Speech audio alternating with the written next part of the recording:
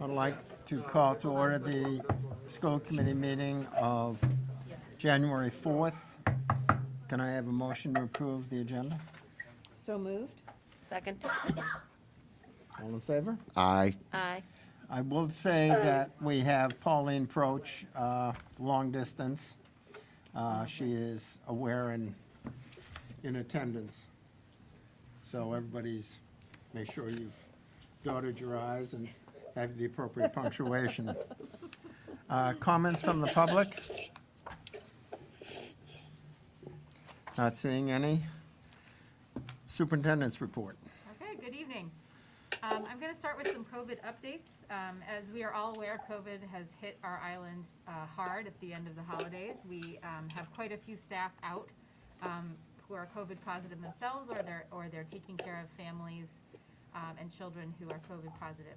The good news is that we have access to testing, and the current numbers of staff that are out are not crippling us. We are able to cover with the staff that we have, and our central office has been participating in assisting. Our school administrators are jumping in, and at the time we are okay. So just want to make that clear to the public that we are in good shape, and we are continuing as normal. And we thank you for your concern. We do have a large number of students that are also not in school due to COVID, but we are doing our best to make sure that there's coverage, and that staff again are in a good place. So as I'm sure you're aware, the CDC has changed its guidelines on quarantine and isolation for COVID positive individuals from the previous number of 10 days to now 5 days. And after 5 days, if COVID symptoms have improved, people are no longer required to quarantine or isolate as long as they are masked and keep adequate distance. And the Department of Education and the Massachusetts Department of Public Health have consequently changed their protocols. So all the districts are now following these new changes as of December 23rd. As you may have noticed in my flurry of emails over the last week, the Department of Education, in collaboration with the DPH again, were able to procure a 6-week supply of KN95 masks for school staff members in every district across the Commonwealth. We are very thankful for that. Apparently these masks are more effective with the Omicron virus. I'm modeling one today.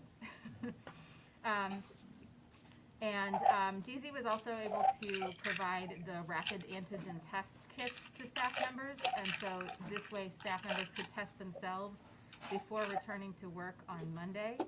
Having these masks and test kits available have really helped us to reopen with more peace of mind.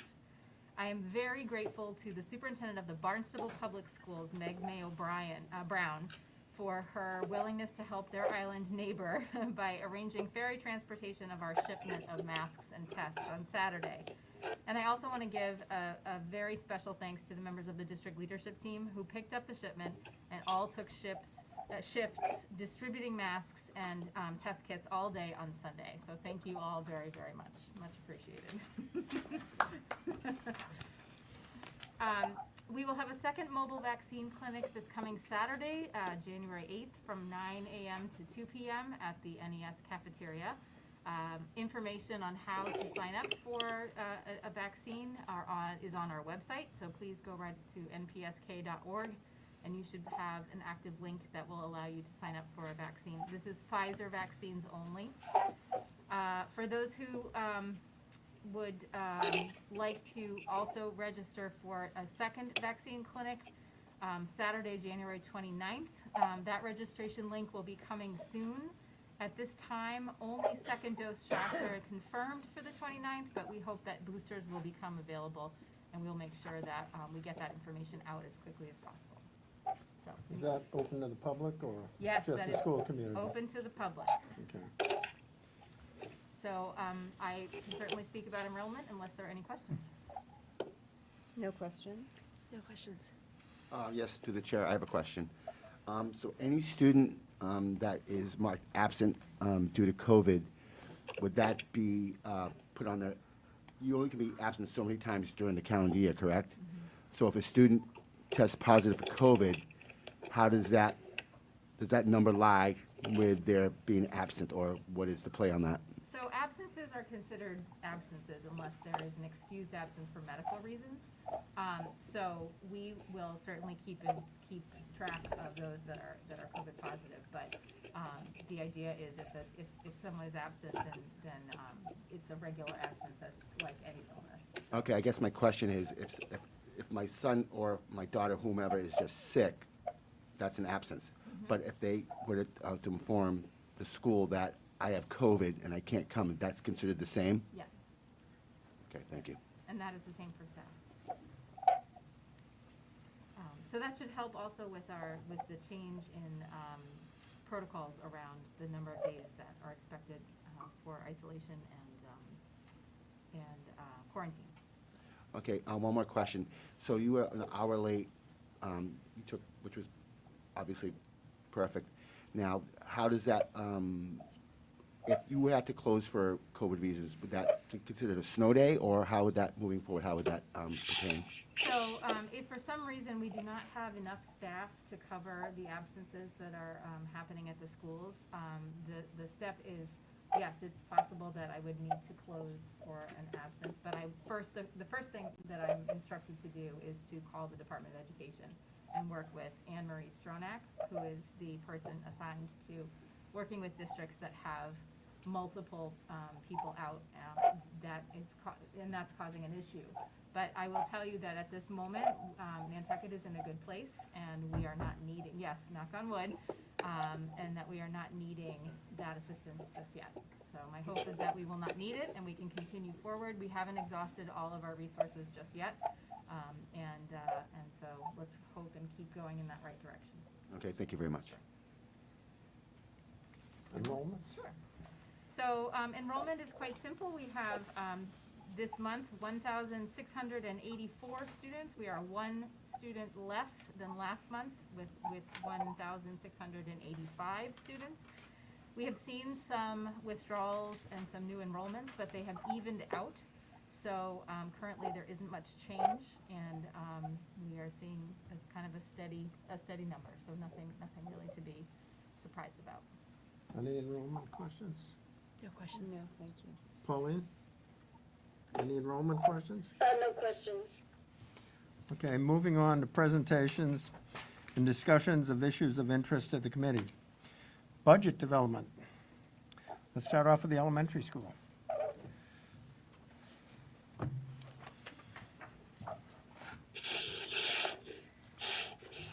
That's our, we are readers post from kindergarten in October. So for the NES budget, you can see with the two pie charts that 17% of the overall district budget is NES. The really big number to notice, and this was shared with staff today, is of that total budget for NES, 98% of it is salary. As you know, we go through the process of soliciting from our staff and council needed budget items, or things people think are needed budget items. We calculate them, prioritize them, do it based on requests and popularity of requests. And so on the page after this actually is the narrative, I think, yeah. So before I say anything about what we've requested, our process in the public schools has always been to submit our requests, not like a Santa's wish list, but the things that we feel like are a priority. And then we sit and we meet with Dr. Hallett and Martin Engelov, and we talk about what we anticipate we'll be able to cover going forward. And having been here for several years, there are times where we don't get to ask for anything. So the first thing I want to say is we're amazingly grateful for the rollover. meaning all the current staff we have in our building right now will be rolled over for next year. Now, depending on what our enrollment is, and our school has the trickiest enrollment because we enroll the most students every single year because kindergarten is brand new. So with our gratitude for the rollover, we're also grateful that this is our January budget presentation. Often what happens is Martin has to get really creative and help us sometimes in the spring and summer when we have 140 kindergartners where we only anticipated 100. So we have been very lucky to be able to add people as needed based on those enrollment numbers. So I do want to preface everything I say with that gratitude and the recognition that that does work out for us. That being said, in our rollover number, we have been able to add this year some additional teaching assistants. So going into this budget process, we did ask for, and it was determined that we can get 2 more teaching assistants. As I've stood before you every year, we want teaching assistants in kindergarten. We do.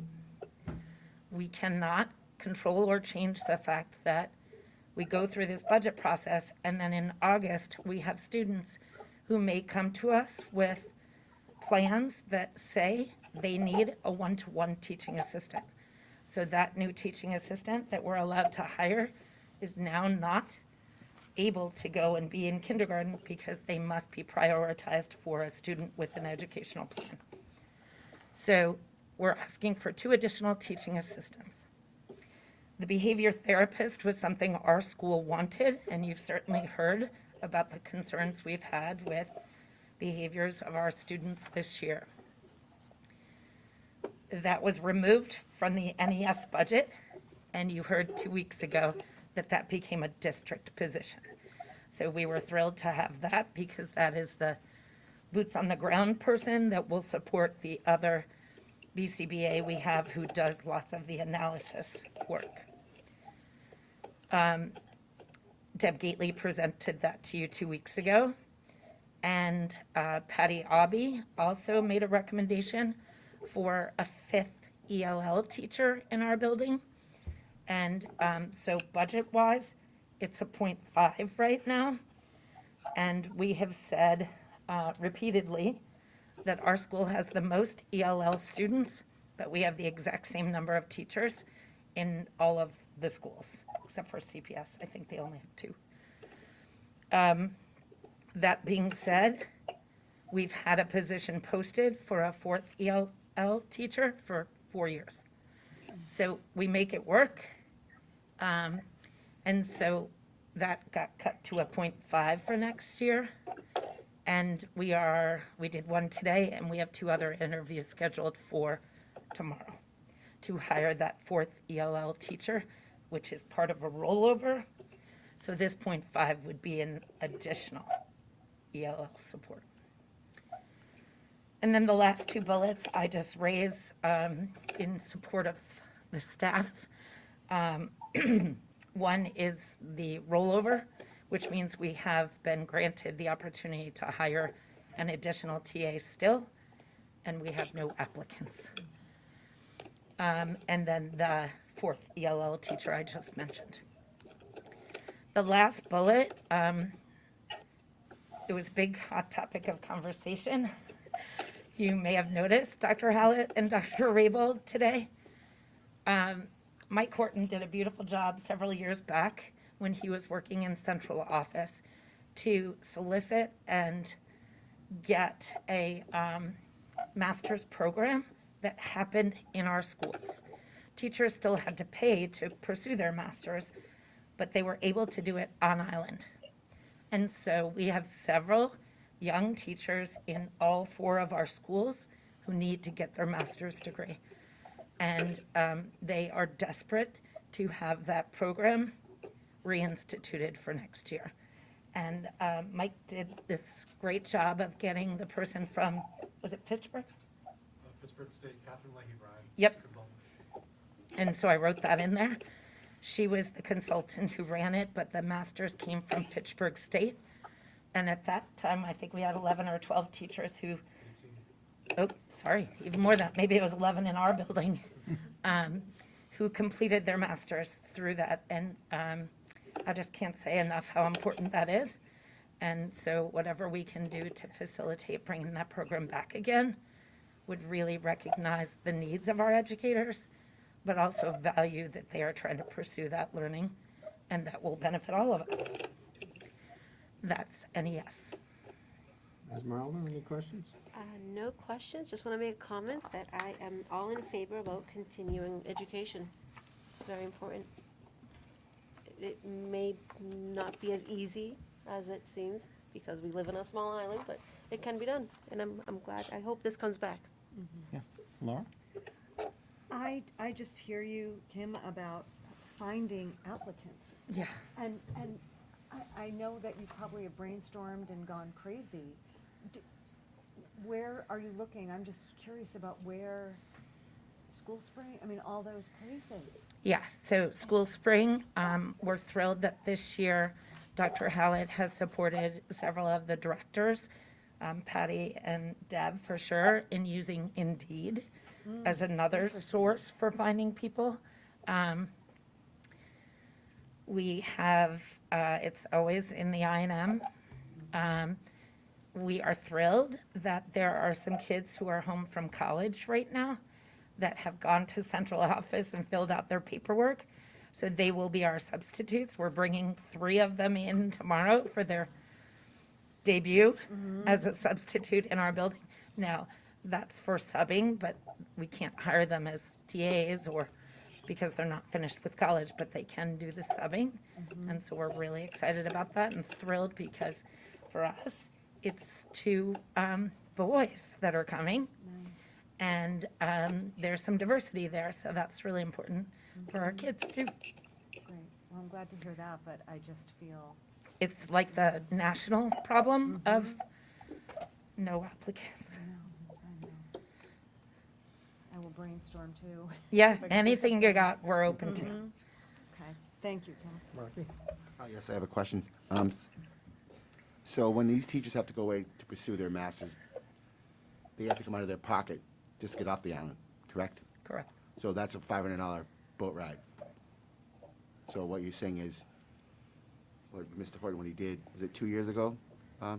I Horton? think it was About 4. like 5 years ago. Yeah. So you had 5 years ago, and you had 18 participants. I'm not seeing why we can't get around that. And I'm sure a lot of these teachers who want to pursue their masters might actually live here year-round. Yep, So let's keep them. that's why I'm asking. And I said I would do it on TV. Oh, thank you very much. Thank you. Catherine?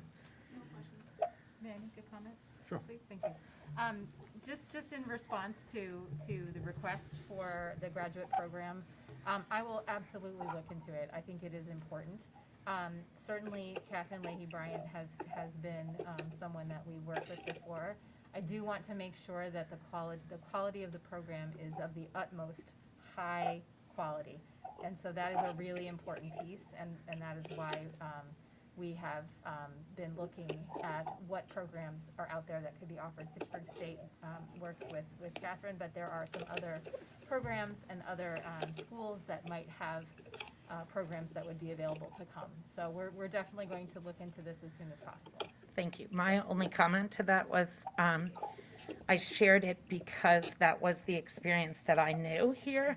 And I believe that that was the same one who came before I was here because it's been done twice, right? Yeah, we were basically doing every 5 years to keep up with people's 5-year cycle to move from one level to the next. And it was all aligned with the state, and every university that I've been the program supervisor of student teachers for, it was the same state program they were using. Pauline, any questions? I don't, thank you. I agree with all the conversations and questions asked already. Thank you, Kim. Thanks. Okay. NIS.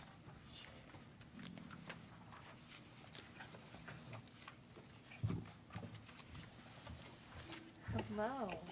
Hi, Donna. Hi, it's good to see you all. I'm here for Eve Marie today, but this is our NIS school budget proposal.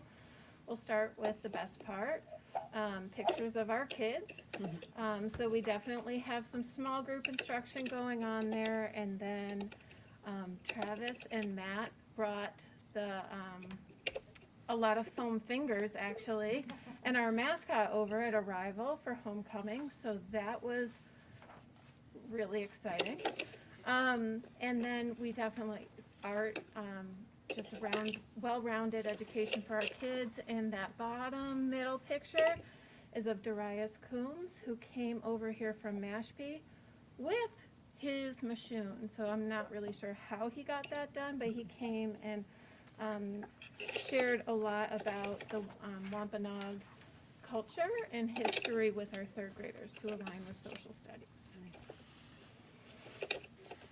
So NIS's budget is 15% of the overall public school budget. And of our budget, 96% is spent on payroll. The only real addition that we're asking for, either page, this year is an additional 5th grade teacher. So we have this smaller class right now in 5th grade, under 100, and that class has come through NES, it's come through NIS, and what it does is reduces our number of teachers from 6 to 5 each time it comes through. So currently we have 5 5th grade teachers, but what we have coming up is a need for 6 as that class rolls on to CPS. We believe that with 6 teachers in grades 3, 4, and 5, we can provide the differentiation needed for all of our classes, and we're really excited because our 2nd graders are coming up from relatively small class sizes, which we know is going to benefit our 3rd grade programming, and feel confident that we can do that with 6 teachers. In addition to the additional grade 5 teachers, we're going to be adding 2, hope, because hiring is tricky, to add 2 teaching assistants, but these are budget neutral. One is for an IDSC TA. We have some IDSC students coming from 2nd grade, but we don't have any 5th grade IDSC students currently who will be going to 6th grade. So we will need an additional IDSC TA to support those additional students. We also began an LBLD, Language-Based Learning Disabilities program, in grades 4 and 5 this year. And that requires 1 special educator, and this year it has been 1 TA, but we want to bring 3rd grade into that next year. So we will need to hire an additional LBLD TA to support our students with language-based learning disabilities when they go into the regular ed classroom. And I think that's all. Rocky? No question, sir. Catherine? Esmeralda? I do. What is IDSC? Oh, wow, I knew you were gonna ask me that. Intensive Developmental Support Center. So these are our students who have the maximum level of special ed support in our school. Thank you. Thank you. I do have one question. So Donna, Sure. so you bring in, there's a teacher because the class size is larger? Am I correct in that? So you need to bring in additional Right, staff? right. But then what happens when the, So what we have leaving us is this really anomaly of a small class. So it's going to 6th grade, but every other class has been kind of around the same numbers, between 120 and 130. So that's easily doable with 6 teachers. But what we've had to do as this class goes is move a teacher out so that when we have that 5th grade class that we have now, it's always been with 5 teachers. So instead of, we just have to add 1 because we don't have any place to move anyone because that class is not going to 6th grade. makes sense. I hope you find We're confident we will. Yes, as am I. Thank you, Donna. Well, Pauline? thank you. No questions. Thank you. Now, the TA, that you're looking for, do they have specific training? Well, we're really lucky to work with Ann Larson from the Landmark School. So we definitely look for TAs who have a reading, writing background, but we also know that that can be hard to come by. But we are so grateful that Ann Larson comes over here to train not only like ongoing PD for our teacher, but for the TAs involved also, so that they know the specific tools and scaffolds and accommodations that kids need in the regular education setting. Great, thank you. Great, Yeah. she's great. Okay, Thank you, Donna. CPS.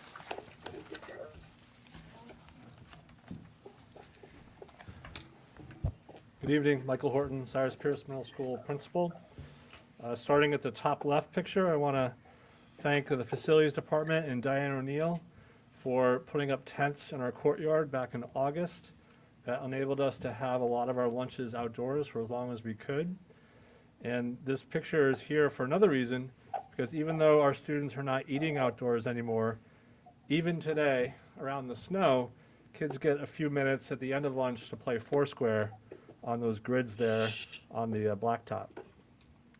Then the next picture in the top right, back on our Spirit Week, we had a homeroom theme day. Each homeroom got together and would dress in the same manner or along a theme.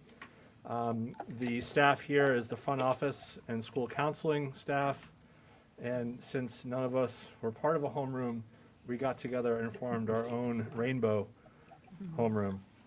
Bottom right was a drive-in movie event back on October 15th, a Friday night. I think we had close to 150 students, about a third of the school, to see the return to Jumanji. That is not the Robin Williams original, but Dwayne "The Rock" Johnson sequel with Kevin Hart. Very funny. It was one of the first events in over a year that kids got together. We decided that dance was too risky, but something outdoors in the fresh air worked out very well. And then 2 months later, just before the holiday break, in the lower left, on December 15th, that was our CPS band, percussion, and chorus concert. And you can see there the CPS chorus, all masked, not all exactly 6 feet from each other, but we couldn't have any audience members, but it was also really cool to see an event happen again in person, and we were able to film it and put it permanently on YouTube with the help from Nantucket Community Television, Channel 17. So that's the best part. Am I done? Okay. All right, so pie graphs, as my colleagues said before me, you can see that the CPS $4.8 million represents 15% of the overall Nantucket Public School budget for the current school year. And then if you look at that $4.8 million, just like it was with NES and NIS, payroll is 97% of that number. Skipping the line item part and going to the narrative, please. So to continue from the NIS comments of CPS inheriting a smaller 6th grade class next year, we are in good shape with our core teachers. We are in decent shape with our encore teachers. And of course, we'd always like to offer more choices for students, but we're not asking for any more core teachers. What you're not going to see here is that we may not necessarily need those 6 core teachers in grade 6 next year for that less than 100 students, but we're going to utilize the teacher in a different way to provide math intervention or math enrichment or extra projects in social studies and science and other subjects. So even though it's not reflected here, it's kind of a roll forward, just as Mrs. Kubish stated, that we're thrilled that we're not cutting any positions. So we're utilizing that sixth teacher, if you will, Laura, that you had asked Mrs. Johnson about in a different way. But that's not reflected in this because it's like a plus minus, if you will. What we do need is another school counselor. I think everyone in this room can say that middle school is a challenging time for young adults. Can be a confusing time. Students are navigating peer relationships. Students are navigating substance abuse temptations. Students are nowadays navigating the internet and TikTok challenges, Snapchat, shared inappropriate videos around the school body. So our guidance counselors are extremely busy. And 426 students with 2 guidance counselors is a lot to ask for a person to get to know 213 students well enough. It's a revolving door of a triage model that we are surviving week to week. Put on the COVID pandemic and other uncertainties and anxieties and stress around the island and the nation, we need a third school counselor at CPS, even though our enrollment is in fact going down next year. Even adding a third counselor will bring that ratio down to 126 students per each counselor. It also makes it really clean is that there's 1 counselor for each grade level. It's beneficial in a lot of scheduling matters and connection matters, as well as we have been implementing the University of Michigan social emotional curriculum this year called Trails. It was actually featured on Fox 25 News right before Christmas. I think it was actually on Christmas Eve. It is a program that we'd like to see continue, and to do it fully, we could use an extra set of hands to deliver some of the more deep and sensitive topics that show up in conversations that right now our teachers are doing through homerooms on Fridays, but we really need our trained and licensed school counselors to lead some of those conversations and lessons. After that, I did some research, and it's been over 10 years since teacher supply budgets were increased at CPS. I remember earlier this year, there was a talk of like, why are we asking parents to donate all these supplies?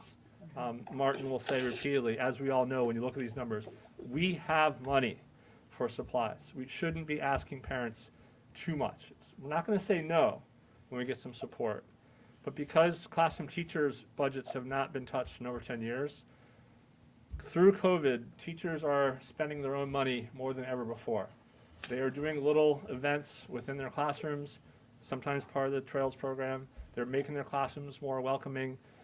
A lot of it is snacks and food.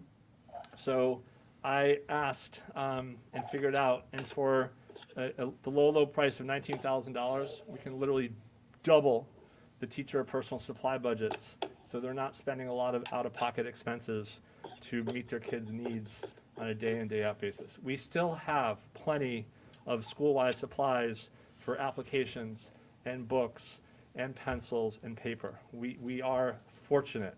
We haven't had to look and scrimp and save in many, many, many years. But because nothing had been increased and the needs are going up, I felt like this was the year to maybe sneak in a little small ask that doesn't carry any health insurance, unemployment insurance, or workman's comp strings attached. The rest are all the other line items that you can see, and if you have any questions about those pages, I'll probably defer them to Martin. Esmeralda? No questions. Laura? No questions, thank you, Mike. Martin? Yes, I think, through the chair, I think, Martin, you did say several meetings ago that the money is there. Now, if a teacher was to, how would a teacher submit their request for funds? Yeah, so there's a process, a purchase order process. The teacher cannot just simply go down to Stop and Shop and then submit the receipt, say, hey, I want to be reimbursed for $700 of crackers. It has to be pre-approved, it has to be signed by a variety of people, and then a purchase order created. As long as that purchase order date is before the actual purchase date, then the person can submit an expense report to get reimbursed. It might take close to a month when you want to hit the cycle of the warrants, because they're not, and you all obviously sign the transfers invoices here. But that is better than teachers spending a lot of money out of their own pocket, which is what they're currently doing. Now, do all the teachers know of this procedure? We had that reminder today, and it was a good reminder to me that not everyone is fully clear of that process. So we are fortunate that we have a full staff now in the front office of CPS. Tandy Harriman has joined Kristen Holgate, as Maria Trinos is now working full-time in the Special Services Department, which is a great fit, I think, all around for the whole district relative to our accounting and operational responsibilities. Tandy is going to be all over showing staff this week and next week that process, as well as, hey, don't forget, you have this little amount here, that little amount there that can be used for these types of items or those types of items. And that, would that be something that would be through all 4 schools, or just your little ask? Yes, all schools have supply lines. They may be all set up slightly differently. In some places, some of those funds are in a gigantic pool, if you will, and one department head might delegate, well, this department needs more this year than this department, but next year I'll remember, so maybe next year it'll go to this. Some schools itemize it out per teacher, or say, hey, if grade 8 gets, $3,000, and there are 6 teachers in grade 8, each teacher gets $500. But sometimes it's not so clean. Sometimes someone might need 700 and someone else only needs 300. Okay, thank you very much. Catherine?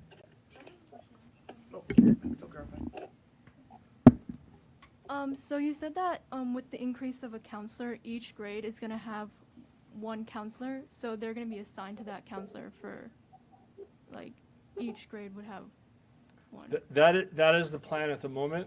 Okay.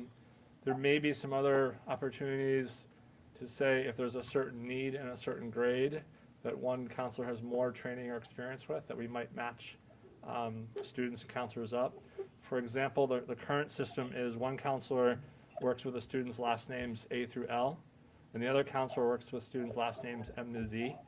But sometimes if there's some conflict between the M to Z counselor and the student with last names M to Z, we'll trade, and the counselor from A to L will work with someone outside of their range.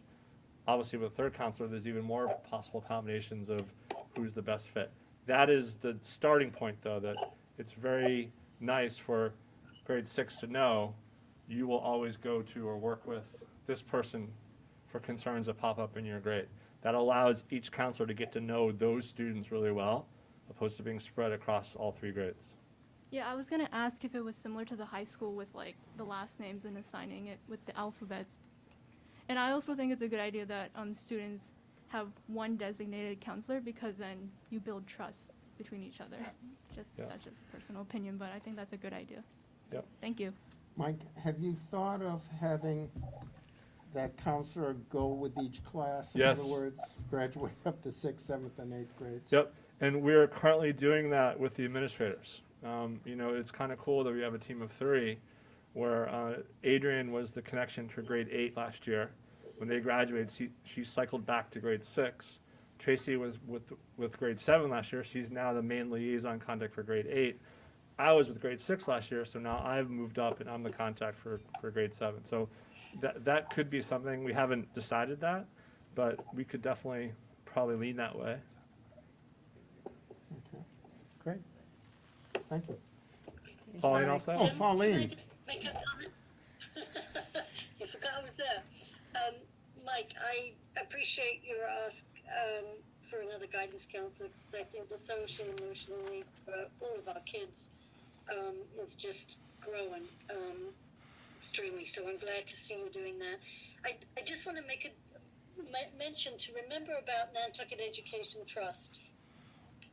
We can supply funding for teachers in addition to or already expended in the budget.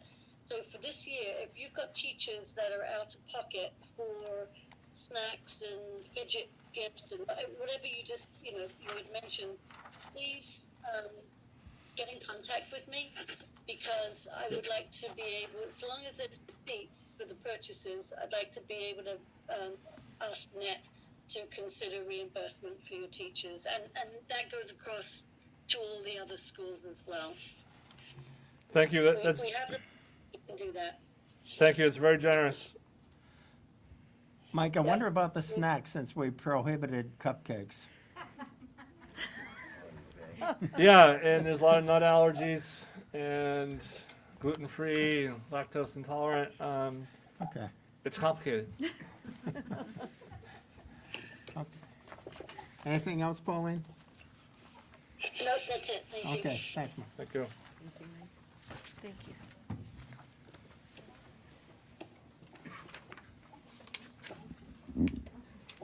Through the chair, I think that Pauline's brought up net several times at this meeting. I'm trying to figure out why that all the schools haven't like reached out. Because this is like the fourth time I've heard her bring it up, the funds. Okay, all right. I'm just curious why she keeps bringing it up with my money. Is no one asking?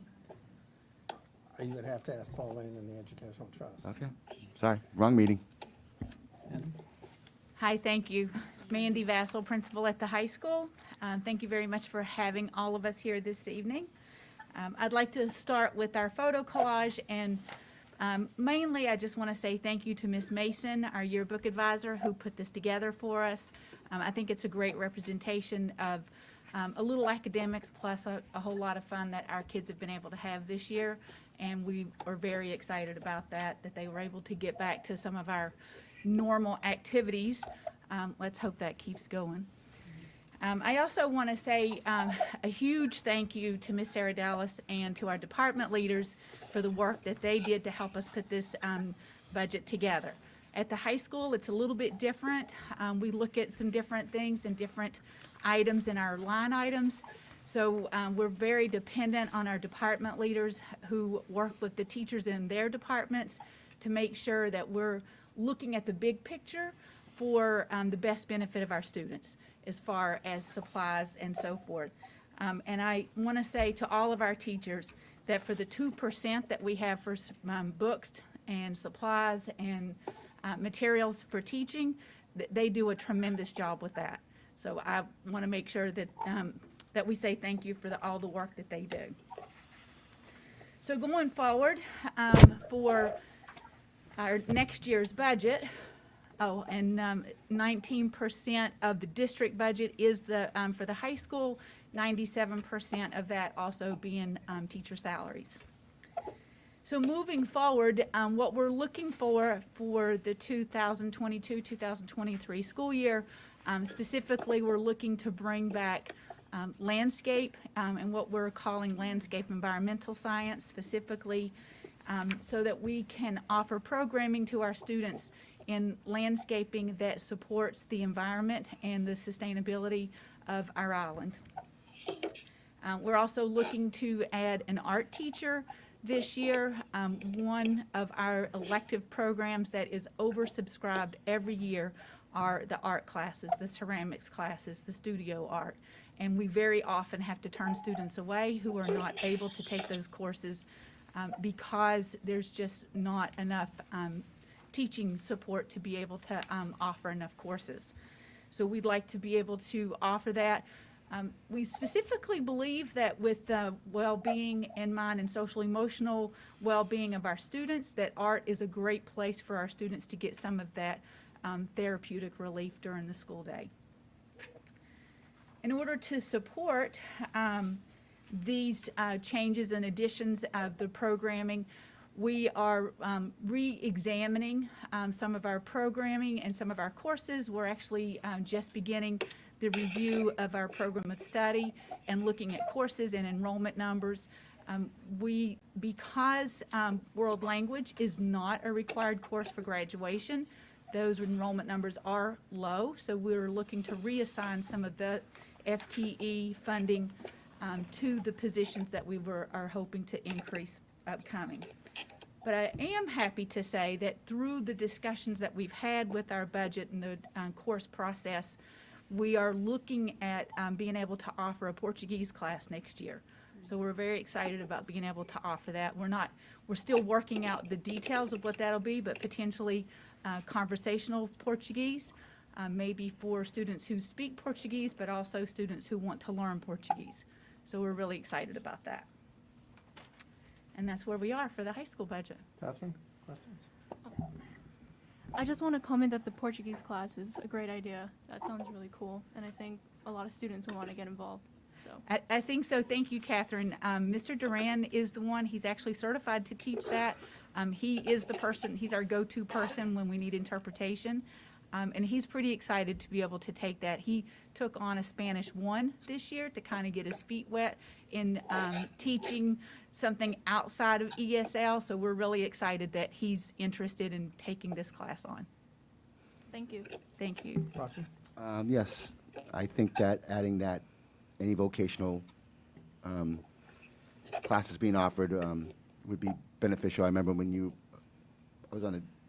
applied for the job, you were big pro vocational. I remember that. Now, do you have the space to offer that? I guess my question, the landscape and environmental science would be an outdoor class almost, or do you in the other art classes? Do you have room inside your school to offer those?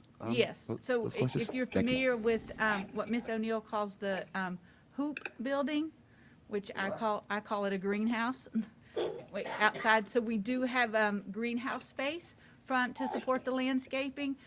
What I'm most excited about and what we have discussed is that the landscape is, although we really want to support the landscape work, but really the part that it supports the sustainability of our environment and looking at helping students learn that you can do landscaping without damaging your local environment.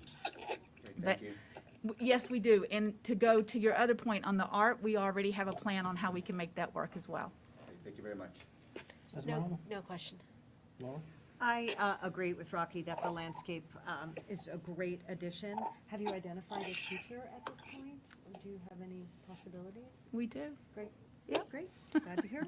Thank We you. do. So that's why we're super excited about it. Excellent. What is the reduction going to be in more languages? So right now we are, we have a couple of classes that are under enrolled. So it's really going to just be reorganizing that department. So it's not necessarily a full cut, but rather reassigning teaching FTEs or the courses. Pauline, far away but not forgotten? I don't have any questions, but thank you, Mandy. Thank you. Great budget. Thank you. Thanks, man. Than't you. Thank you, ma'am. Thank you very much. I appreciate it. Sure. Really taken on a lion's share of the work and helping us work with the Innovation Pathways program. And so the Nursing 2 program is part of that. Okay, so I know, I'm just curious if we'll go the way of the Vineyard, where they were focusing 1, 2, and 3 at Martha's Vineyard Regional High School, Mhm. and they get their CNAs by the end. Ultimately, that would be nice. Next year would be 1 and 2, and then potentially 3 the following year. And we are still looking at, we're actually, Ms. Bardsley is actually working on a grant to support some a simulation lab, so that they would be able to work on their clinicals through that. And also partnering with the Cottage Hospital.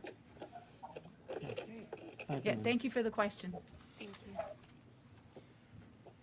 Okay, committee discussion and votes to be taken. Vote to approve the school calendar. You don't mean 23. Yeah, that should be 23. Oh. So we're not going back in time. 2022, 2023. So moved. Second. All in favor? A vote on the meeting minutes of December 21st. So moved. Second. All in favor? Aye. Aye. Tre- Yes, Pauline? I think it was an aye. Okay. Transfers and invoices. Have a motion to approve? So moved. Second? All in favor? Aye. Aye. Subcommittee work groups. We have not met. Negotiations are going to begin again. January 13th. Right, Okay. next week. Something to look forward to. Catherine, anything to say? I don't have that much to update on, other than the fact that quarter two in the first semester will be ending, I believe, January 26th, and quarter three will begin January 31st. So that's all I have to say. Thank you. Thank you. Okay. Agenda for the next meeting. Yes, so the town of Nantucket will be coming to review their FY 2023 general fund budget. We will present the annual report, and then we will have, on January 19th, the Nantucket Public Schools public hearing of our budget for FY 23. And that is a public hearing. We're not really commenting on it. We're presenting the budget to the public. Okay. Okay. Anything else? No, I will have a Cape Cod collaborative meeting next week, so I'll report back on that. Great. Okay, can I have a motion to adjourn? Motion to adjourn. Second? All in favor? Aye. Hi. Right. Hey, Pauline. Back into the vapors. Thank you, everybody. Thanks for accommodating me. Good night. Good night. Hi, Pauline. Good night. See you soon. Beth, does the school gain anything by hosting the clinics, or is it just a sort of